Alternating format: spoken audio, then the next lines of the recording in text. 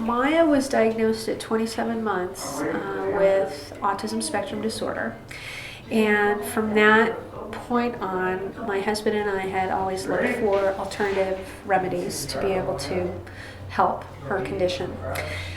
So we took a long journey on trying to find a program that would help, I guess, initially to get her communicating again. That was the big piece for us, because she regressed at the age of 18 months, and it was almost as though someone turned a dimmer switch down and she retreated back away from us. So we lost eye contact, we lost all these really important social pieces, right? And so what we had to do instead was we had to find an alternative, and there was nothing in this area outside of the traditional ABA method, which did not, I would say she didn't do very well with at all. And so we went with something called the Sunrise Program. So we worked on her ability to communicate, her ability to socialize, her ability to, just re-engage with the world. And we did that and we still continue to do that. So we did that intensively for 5 years.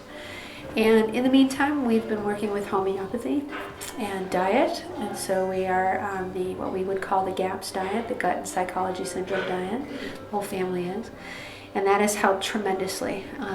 We were very fortunate to come across that diet because it helped her digestive issues tenfold. And we were very blessed for that. So the next step for us was, we were always concerned because at 18 months she always walked on her toes, on the balls of her feet. And so what we wanted to do was find, we've been looking for a long time for that connection neurologically. What's going on in her brain to have her feet, her walking on the balls of her feet. And after a long search, a friend of mine, Jamie, had suggested Dr. Pat, and we've come here to the clinic, and we've noticed some tremendous differences with the methodology that Dr. Pat uses. And the people here at the office are amazing and extremely supportive. And they're just an incredible group of people, and we are noticing some positive shifts in Maya. One of the big shifts we've noticed is that she even allows Dr. Pat to treat her, which is really difficult to do. She has a very short attention span, and but she does let him treat her because she's very, very sensitive to emotion, and I think just his calming nature and his ability to understand what's going on with her, she senses that, so the treatment is much smoother. And so we're able to come here on a regular basis to get treatment, which is a big step for us and for her. And the other piece I think that's really valuable is just the changes that we saw in her sleep, and also the calming nature of. It's almost like there's a block there. We're not exactly sure where the block is. And so the constant, or the manipulation that Dr. Pat is doing with the arthrostim and the other techniques that he uses is just helps to, it's almost similar to being able to get the neurons firing again for language, right? So you're just establishing that connection.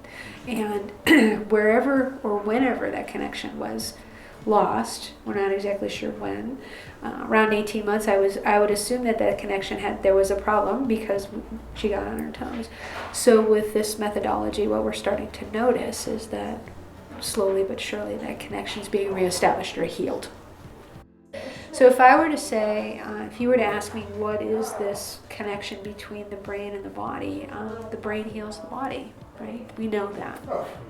So if we can reestablish that connection with the chiropractic modality that is used, that Dr. Pat uses, it's a very non-intensive, it's non-invasive.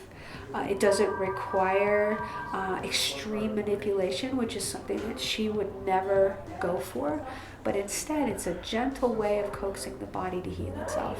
And that is really the modalities that have worked for her the best, because I think she senses that. There's got to be a very natural way of going about it in order for her to receive treatment, and this form of chiropractic does that.